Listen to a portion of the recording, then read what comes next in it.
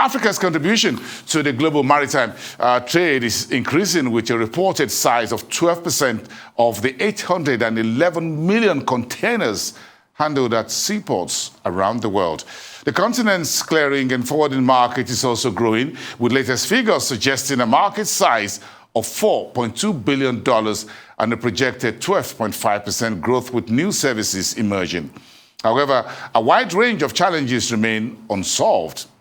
Sola-Usidame is the CEO and founder of OnePort 365, a digital freight forwarding company that makes it easier to move cargo to, from, and within Africa. His company recently raised a $5 million seed funding to drive the end-to-end digitization of freight management in Africa. It's good to have you on the show this evening, Sola, and congratulations with that $5 million. We'll get to the money very soon. Let's just discuss a bit more issues around the continent first before we discuss the $5 million. Give me a wider view and a man-on-the-ground view of the state of freight forwarding or freight management space in sub-Saharan Africa. Okay, thank you very much for having me. In terms of the space in Africa, in terms of freight management in Africa, it's still highly fragmented, unstructured to a large extent, and very opaque. There's still so many things that are being done in a very manual way, despite the fact that technology in the rest of the world has actually taken over so many of the processes. On average, it's still taking as much as 10 days to actually generate quotes for so many of these commodity traders. For example, you look at ginger traders who are moving cargo out of, for example, Kano, and they're exporting it to places such as Cape Town or the Port of Rotterdam. On average, it takes these guys about 10 days just to generate quotes and make bookings from that warehousing stage down to getting those cargoes out of the country. It's still significantly fragmented, and what we're trying to do is actually deploy technology to streamline that process for cross-border traders in Africa, basically, and that's what we're hoping to do at OnePort 365.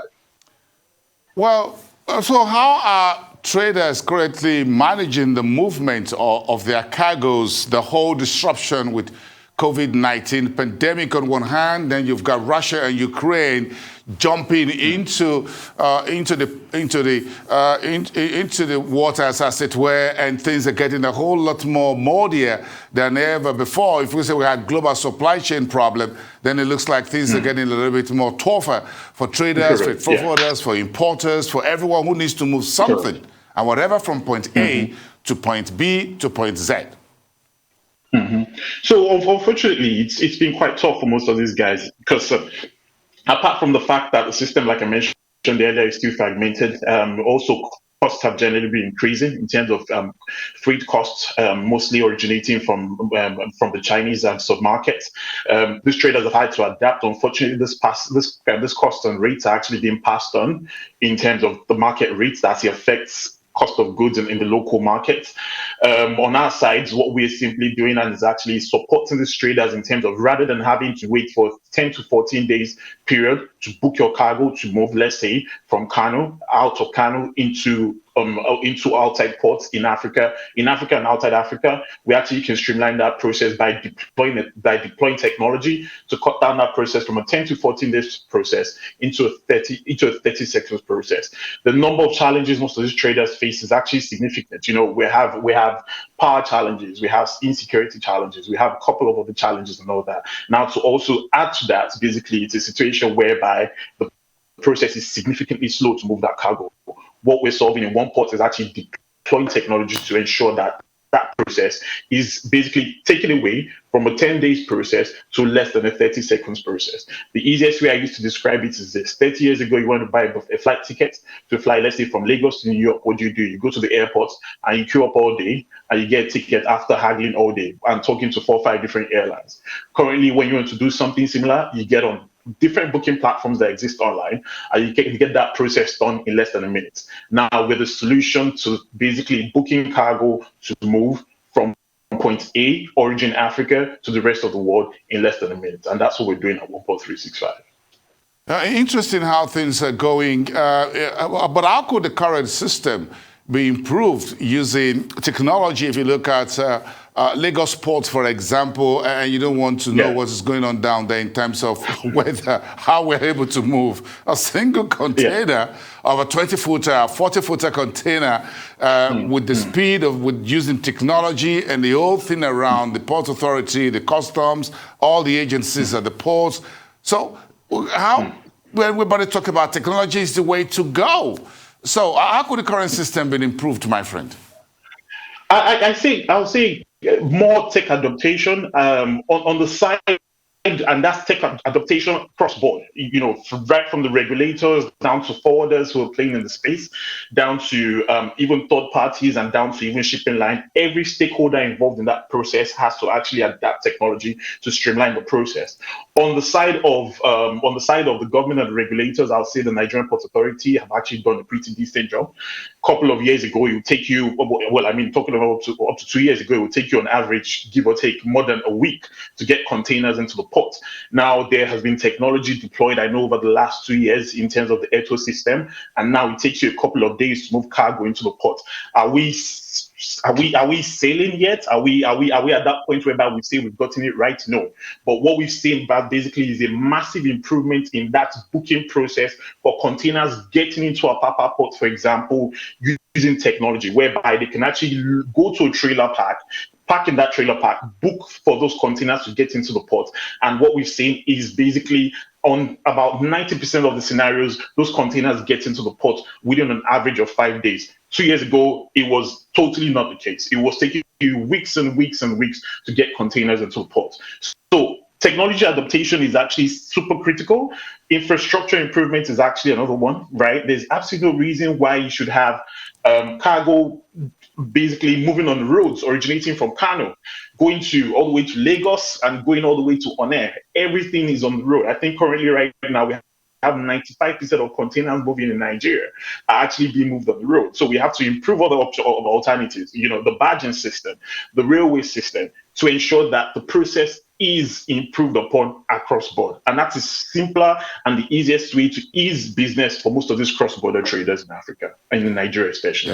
Interesting. But traders have been managing their freights in the traditional way for a long time. How open are they to adopting your tech-based solutions? You are the one, you are the go-to guy right now. Are they ready to embrace you? Yes, it's been, in terms of adaptation, it's been significantly exciting for us. Basically, like I said, this is a challenge that has been common. That's a common challenge in the market. Everybody knows what the challenge is, but no one is actually taking time to actually come up with a solution. And like I said, this has been the system for years, and it's been like this for over 30, 40 years. And technology right now is what we're bringing into solving that. And we've had situations whereby we've taken this thing out to market and spoken to a couple of traders, and it's been adopted within a space of about 48 hours.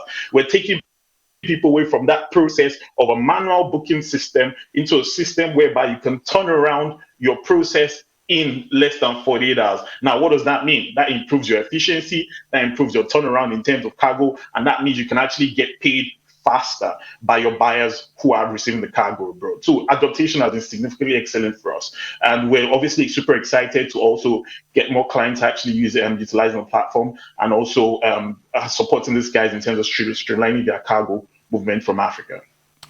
How does the AFCFTA, the new Continental Trade Agreement, how will it impact on what you're doing at OnePort 365? It significantly impacts what we're doing in terms of opportunities as well.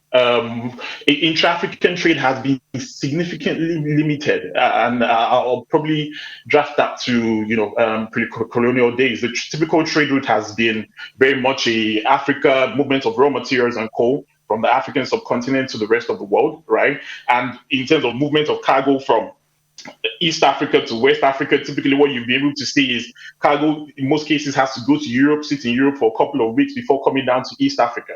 Now with the AFCFTA, basically what happens basically is that Africa, as much as possible, becomes as good as a single market.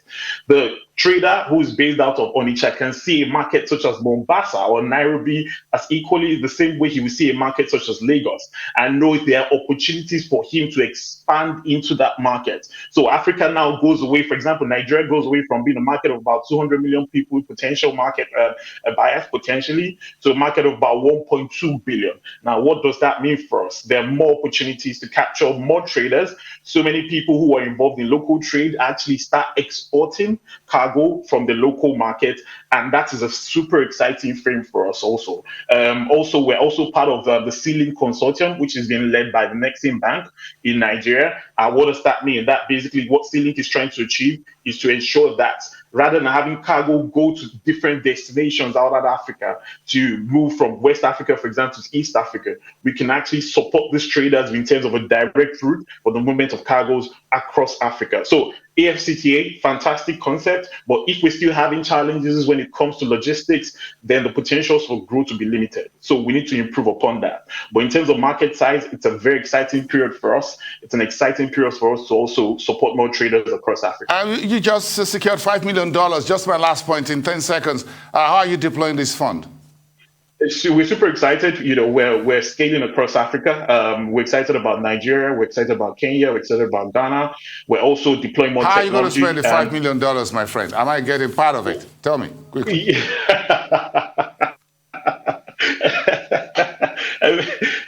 Potentially. We're excited. We're excited about what we're doing now. We're so excited about supporting traders. And the traders are the key people we're looking forward to working with, providing trade finance for them, as well as small, medium scale traders, providing trade finance for the logistics cost, and also deploying more technology, expanding across Africa, and also growing the team. We're super excited about what we're doing, and it's a great opportunity for us. Sola OnePort 365. Yeah, it's good having you on the show this evening. Congratulations, and we wish you all the best. Here is Sola-Usidame, CEO and founder at OnePort 365.